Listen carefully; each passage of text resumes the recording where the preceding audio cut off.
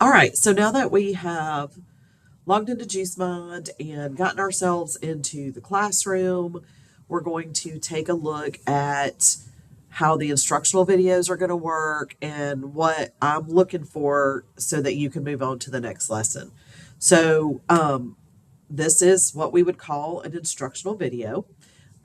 Most of your lessons will begin with something just like this, and you'll have your starter code over here in the HTML doc. And then remember, this is the HTML area, and then this is your preview area. Okay. So what you need to do is with instructional videos, you need to watch them with a purpose. The video is going to explain exactly what change you're supposed to make to this starter code. And then at the end of each lesson, you'll go to the final project application and apply those tasks that you learned how to do to your final website application after I have checked off on your mastery. The other thing you're going to want to do is you're going to want to pause the video sometimes and then go into your starter code and try what I'm doing on the screen. Okay. You can rewind this video and rewatch when you get stuck, and you're going to want to test your changes. So we already did this yesterday, but we're going to just do it again today. You have right now in your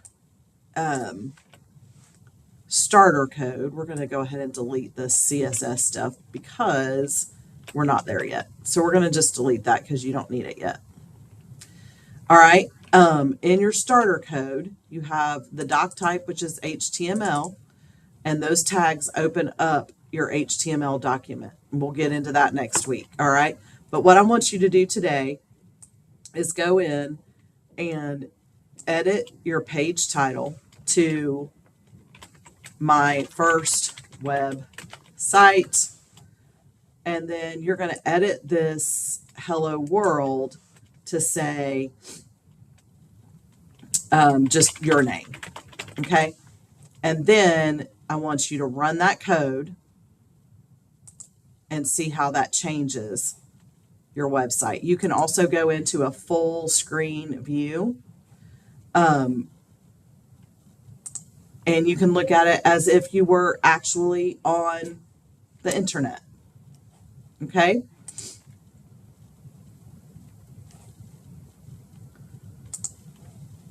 All right. Now, that would be a point where you would pause the video, go into your actual starter code, and change it in the starter code in your template to match what I just did in the video. Test your changes. And then if you're stuck, if it doesn't look the way you think it should look, you've got to change the way you ask for help. Okay. You've got to make sure that you're checking things first. Okay. Make sure that you didn't accidentally delete a tag. Okay. That still shows up right. Make sure that everything is where it's supposed to be. If you change it and it doesn't look right, you need to fix it before you go to moving on. And just a final reminder, this is about really understanding what you're doing in HTML and CSS. It's not about rushing through. Right now, we're just learning how the JuiceMind platform is going to work. Next week, we'll be more into the details of actually writing our HTML and creating our websites.